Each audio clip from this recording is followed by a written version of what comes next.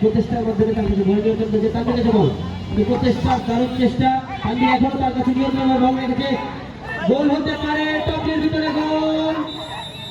এবং আপনার ফাউলের সিদ্ধান্ত, লেগ এবং ফাউলের সিদ্ধান্ত, ভিড়ের ভিতরে ডেঞ্জার না হলে সেটা ফাউল এবং সেটা মিডিল থেকে শুরু হবে।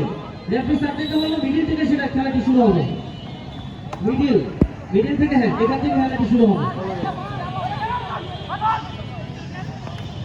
এবং মিস, কানেক্ট মিস। তানভীরের দারুণ একটি পাস দিয়েছিল, কিন্তু 11 নম্বর প্লেয়ার জীবন সে মিস করেছে। রেড টিমের নিজেদের বিল্ড আপ করার চেষ্টা, সিমনের বল মিস এবং আউট বল।